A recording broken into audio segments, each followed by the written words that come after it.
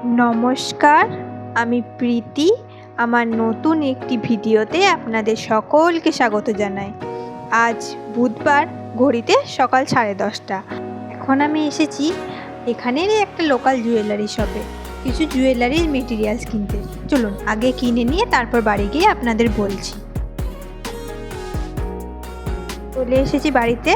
এবার জুয়েলারি বানানোর জন্য প্রথমে নিয়ে নিচ্ছি একটা ছোট্ট কাপড়ের টুকরো, আর সেই যে মেটেরিয়ালস কিনে নিয়ে এসেছিলাম সেগুলোকে একটি মাপ করে এঁকে তারপরে জুয়েলারি বানানো শুরু করব।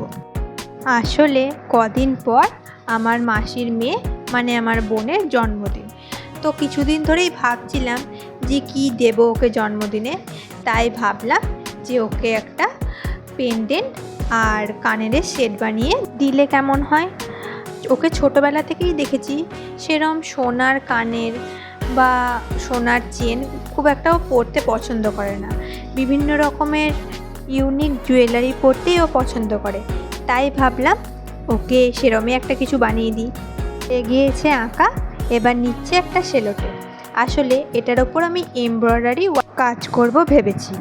তো এমব্রয়ডারির কাজ করার জন্য গোল রিংগুলো লাগে, যেটার সাথে কাপড়টা আটকে কাজটা করা হয়। সেই রিংগুলো আমার ছিল ক্লাস 7-এ ওয়ার্ক অ্যান্ড এডুকেশনের জন্য মাসি কিনে দিয়েছিল, কিন্তু সেটা যে কোথায় গেল তা এখন খুঁজে পাচ্ছি না। আর ওগুলোকে কি রিং বলে আমি ঠিক জানি না, আপনারা জানলে অবশ্যই কমেন্টে জানাবেন। তো সেটা তো এখন খুঁজে পাচ্ছি না, সেই কারণে একটা সেলোটেপের ওপর কাপড়টাকে আটকে কাজটা করছি।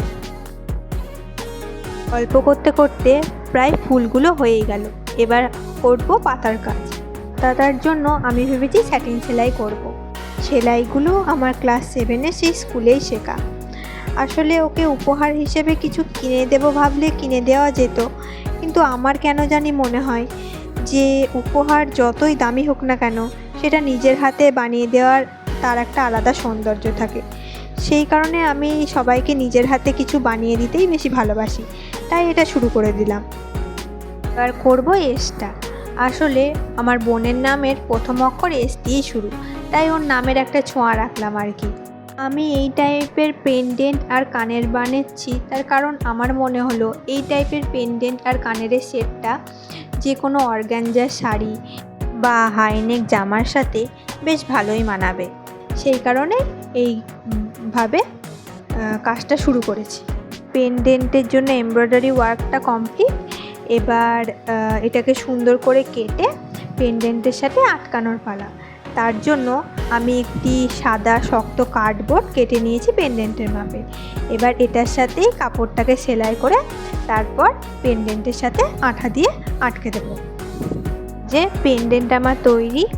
এবার এটাকে একটা চেনের সাথে খুব সুন্দরভাবে আটকে দিলে এটার মালাটার সেট রেডি। এবার পালা কানেরটা তৈরি করার। কানের তৈরি করার জন্য প্রথমে আমি কানেরের পুষ্টিকে একটি কার্ডবোর্ডের ওপর রেখে সেখানে একটি ছাপ তুলে নেব। তারপর সেটাকে কেটে নিয়ে আগের যে কাপড়টি নিয়েছিলাম সেই একই কাপড়েও একটি আবার ছাপ তুলে নেব কানেরের। তারপরে যে ডিজাইনটি আমি করতে চাই কানেরের জন্য সেই ডিজাইনটি এঁকে নেব।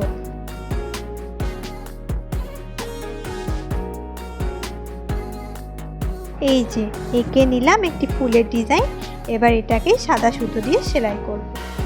বাড়িতে ছোটোবেলা থেকে সেলাইয়ের চল থাকলেও আমি কিন্তু সেলাইয়ে খুব একটা পারদর্শী নই, তাই যেটুকু পারছি নিজের মতো করেই চেষ্টা করছি।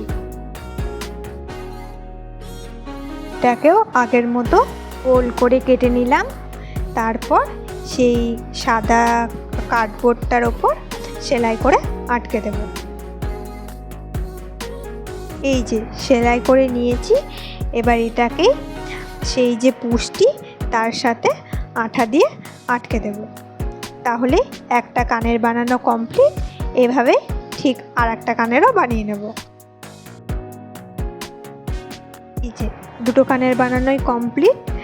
দেখুন তো, এটাকে দেখে মনে হচ্ছে না ছোট্ট ছোট্ট দুটো ডালিয়া ফুল ফুটেছে? আর এই হলো পুরো মালা আর কানের সেটটা। তবে এটাকে তো এভাবে দেওয়া যাবে না, তাই আর একটা কার্ডবোর্ডকে ভেবেছি এর মাপে কেটে সেটার সাথে পেন্ডেন্ট আর কানের দুটোকে দেব। সেজন্য এখানে পেন্ডেন্টটা আটকে নিয়েছি আর দুটো ছোট ছোট ছিদ্র করে নেব কানেরটাকে বসানোর জন্য। তবে এটার সাথে পেন্ডেন্টটাকে দিলেও কেমন কার্ডবোর্ডটাকে ফ্যাকাশে ফ্যাকাশে লাগছে না? তাই ভাবছি এই কার্ডবোর্ডটাকে যদি একটু রং তুলিতে ছুঁয়ে দিই। তাই এখন একটু তুলিতে রং নিয়ে বসলাম। লাল, হলুদ, সবুজ, নীল যে যে রঙগুলো আমার কাছে আছে আর কি, সেই রঙগুলো দিয়েই ভাবলাম কার্ডবোর্ডটার ব্যাকগ্রাউন্ডটাকে একটু সাজিয়ে দিই। আর এই যে হয়েও গিয়েছে কার্ডবোর্ডটাকে সাজানো। এবার হ্যাপি বার্থডে কথাটা লিখে দিলাম। আসলে তো ওর জন্মদিন, সেই কারণে এটা লেখা থাকলে বেশ ভালোও লাগবে দেখতে, তাই এটাকে লিখে নিলাম। দাঁড়া, এবার পেন্ডেন্টটা আর কানেরটাকে আটকে দেখি এটাকে কেমন লাগছে দেখতে। দেখুন তো এবার এই সেটটিকে কেমন লাগছে দেখতে।